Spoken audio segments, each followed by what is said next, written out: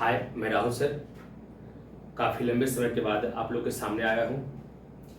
आइए एक टॉपिक पे हम लोग चर्चा करते हैं। Tomorrow, next day, following time, in future. ये सब शब्द जब किसी भी अभ्यर्थी के माइंड में आता है तो एक बात सामने आती है कि नहीं, इसे हमेशा हम फ्यूचर में रखें, क्योंकि शब्द ही वैसा है। टुमारो, आज के बाद का कल, नेक्स्ट डे, अगला दिन, फॉलोइंग टाइम, आने वाले समय, इन फ्यूचर, भविष्य में। तो ये सभी जो शब्द है, इसको जैसे ही कोई बच्चे देखेंगे तो उनको एक ही चीज लगेगा कि इन्हें हम फ्यूचर में रख दें। आप गलत नहीं हो, आप बिल्कुल सही हो, लेकिन ये कंपटीशन है। यहाँ पर दिमाग से सवाल किए जाते हैं, देखा जाता है कि बच्चे की समझ कितनी है। तो आप जो सोच रहे हो वो चीजें पहले देखिए। He will come tomorrow. हम जब इन शब्दों को देखेंगे तो सबसे पहले इनको हम फ्यूचर में रखेंगे। तो बिल्कुल हमने भी रख दिया, ही विल कम टुमारो, वो कल आएगा।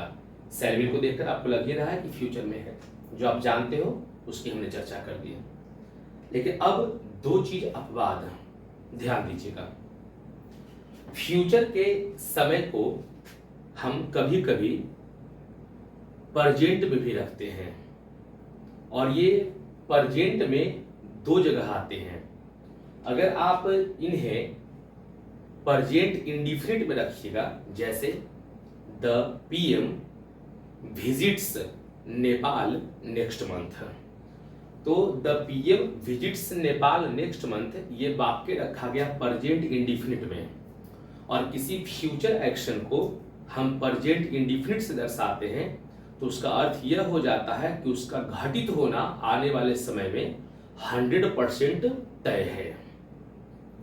तो सिर्फ ये सभी शब्दों को सिर्फ फ्यूचर में नहीं रखते हैं, हम प्रेजेंट इंडिफिनिट में भी रखते हैं, ताकि फ्यूचर में घटित होने वाली जो एक्शन है वो 100% डन हो जाए कि हाँ, इसका घटित होना एकदम तय है। और इन फ्यूचर वाले शब्द को हम प्रेजेंट कंटिन्यूअस में भी रखते हैं। जैसे एक एमटीएस के सवाल में ये डाला गया, उसके क्वेश्चन में ये पूछा गया, कह दिया गया माय फादर खाली स्थान टुमारो। अब आपको लगेगा कि माय फादर है तो फिर यहाँ पे हम शैल या विल भर दे। शैल या विल आगे आपका अराइव दिया रहेगा V1 के रूप में, लेकिन यहाँ पे ऐसा ऑप्शन है नहीं। नीचे चार ऑप्शन ऐसे ऐसे हैं जो कहीं ना कहीं आपको सोचने पर मजबूर कर देंगे।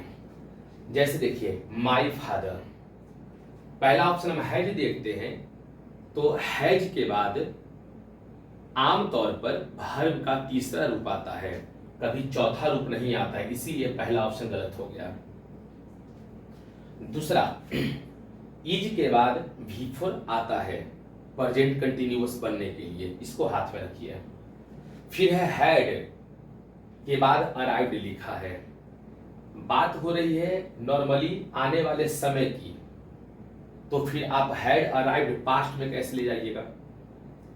तो यहां पर ऑप्शन नंबर 3 भी आपका गलत हो गया। चौथा वाज अराइविंग, फिर वही बात हो रही है, आने वाले समय की बात हो रही है, टुमारो, तो टुमारो मतलब अगला दिन, तो फिर वाज अराइविंग कैसे कर दीजिएगा? यानी 4 नंबर ऑप्शन गलत हो गया। 1 नंबर बच रहा है आपका my father is arriving tomorrow. अब कहिएगा कि सर टुमारो जब है तो फिर यहाँ पे इज अराइविंग प्रेजेंट कंटिन्यूअस कैसे चलाया? तो यही अभी बात हम लोग कर रहे थे कि आमतौर पर tomorrow, next day, following time, in future की चर्चा हम फ्यूचर इंडिफिनिट में करते हैं, शैल विल के साथ V1 जोड़कर।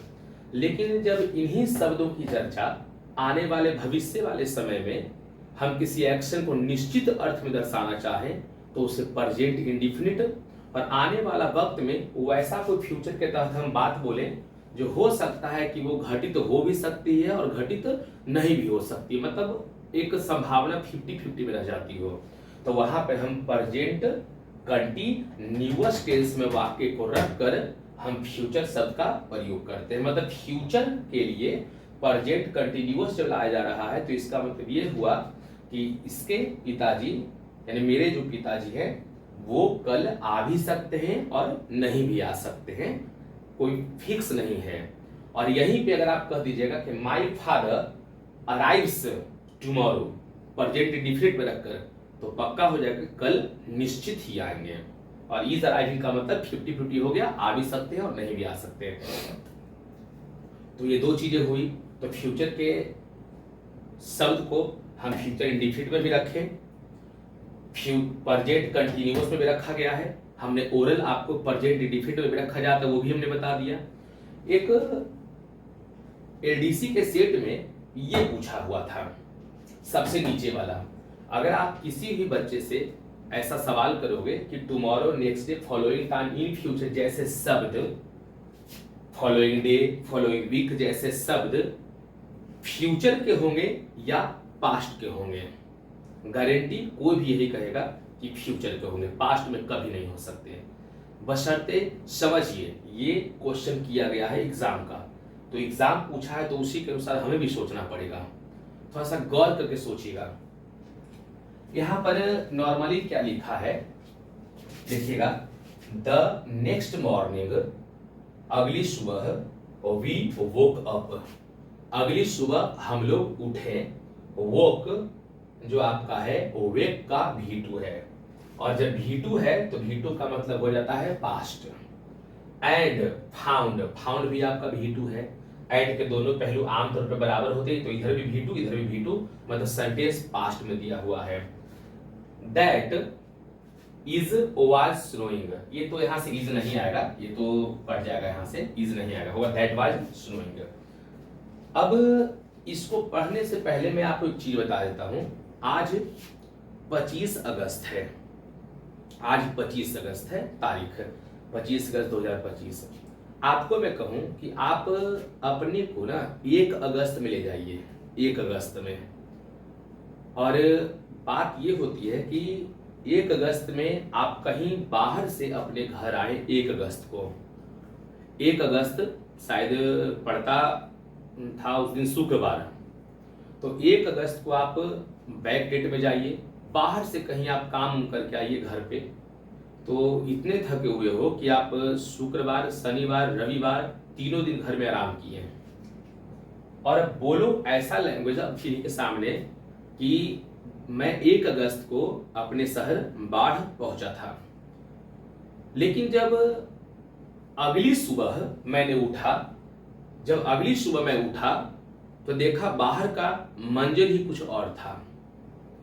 आप आए कितने, आज 25 अगस्त है, खुद को हम ले गए बैक डेट में 1 अगस्त को, और हमने बोला कि अगली सुबह जब मैं उठा, अगली सुबह बोलने का मतलब हो गया द नेक्स्ट मॉर्निंग, अगली सुबह। तो 1 अगस्त को आप आए और अगली सुबह जब उठे तो वो था दिन 2 अगस्त का। तो मैंने देखा कि बाहर का नजारा है बिल्कुल बदला हुआ था और बर्फबारी हो रही थी। तो आपने जो ये सेंटेंस बोला कि मैं 1 अगस्त को बाढ़ आया और मैं जब अगली सुबह उठा तो बाहर हमने पाया कि बर्फबारी हो रही थी, तो आपने अगली सुबह उठा, लेकिन आप 2 अगस्त को उठे। लेकिन आज 25 अगस्त है, आप अगली सुबह उठे, लेकिन 25 अगस्त के टाइम को आप नहीं छू पाए, आप पास्ट में ही रह गए। 2 अगस्त को ही आप सिमट गए, आप वर्तमान के लाइन में नहीं आ पाए। जब वर्तमान के लाइन में आ ही नहीं पाए तो वर्तमान से आगे फ्यूचर में कैसे जाइएगा। चर्चा तो अगली सुबह की हुई, 1 अगस्त को आए, अगली सुबह उठे, तो अगली सुबह 2 अगस्त, आज की तारीख 25 अगस्त है। आज तो आप टच नहीं कर पाए, आप तो पास्ट में ही रह गए लैंग्वेज को लेकर। तो उस अवस्था में अगली सुबह हो या फिर अगले सप्ताह हो, अगर आप ये भी कहिएगा कि मैं अगले सप्ताह घर से बाहर निकला, तो 1 अगस्त को आप बाढ़ में आए, उसके बाद 2, 3, 4 आप आराम किए संडे तक। अगले सप्ताह जब हम बाहर निकले, मतलब तकरीबन 4 या 5 अगस्त को हम बाहर निकले, तो मैंने देखा कि बाहर का नजारा है कुछ अलग हुआ था। तो आप 5 तारीख 6 अगस्त को भी आप बाहर निकले, फिर भी आज की तारीख 25 अगस्त 2025 को आपने कहां टच किया। आप अगले सप्ताह में निकले तो 5-6 अगस्त में ही रह गए लटक कर, आप तो 25 अगस्त तक आए नहीं, मतलब आप इस अवस्था में भी आप पास्ट में ही अपने आप को रख लिए। तो उस अवस्था में क्या होता है कि next morning, next day, following time, इन फ्यूचर जैसे शब्द वर्तमान से आप कुछ दिन या कुछ महीने आप पहले चल जाइए, बैक डेट में, और उसके बैक डेट में जाकर बोलिए कि अगला दिन, अगला सप्ताह, ये सब बोलिएगा। फिर भी आप पास्ट में रह जाइएगा तो उस अवस्था में सभी शब्दों का भी प्रयोग पास्ट में ही किया जाता है। इसीलिए एग्जाम पूछा, द नेक्स्ट मॉर्निंग, अगली सुबह, वी वोक अप, हम लोग उठे, एंड फाउंड, तो हमने पाया, दैट वाज स्नोइंग, कि बर्फबारी हो रही थी। अब सोचिए यहां पर कि कैसे कह दूं कि tomorrow, next day, following time, following day, following week, in future जैसे शब्द हम जहां देखेंगे हम वहां पे ही कहेंगे सिर्फ फ्यूचर में प्रयोग होगा। ये फ्यूचर में भी आ रहे हैं, ये प्रेजेंट कंटिन्यूअस में भी आ रहा है। अगर कुछ और प्रेजेंट में रखना चाहिएगा 100% सर्टेन फ्यूचर एक्शन करके, तो प्रेजेंट इंडिफिनिट में भी रखा जाएगा। और ये सभी शब्द, सबसे बड़ी बात कि ये सभी शब्द पास्ट में भी रखे जा रहे हैं। वोक एंड फाउंड, पास्ट में कब? जब बैक डेट में जाकर हम अगली सुबह की चर्चा करेंगे, अगले सप्ताह की चर्चा करेंगे, तो ये सभी शब्द पास्ट में भी रह जाएंगे। तो कोई पूछे कभी कि टुमारो, नेक्स्ट डे, ये सब शब्द जो है प्रेजेंट, पास्ट या फ्यूचर, हम कहेंगे प्रेजेंट में भी, पास्ट में भी और फ्यूचर में भी यूज किए जाते हैं। आशा करते हैं कि ये टॉपिक में कभी दिक्कत नहीं होगी। अगर दिक्कत होगी हमें कमेंट कीजिएगा, चैनल को सब्सक्राइब कीजिए, लाइक कीजिए। Thank you.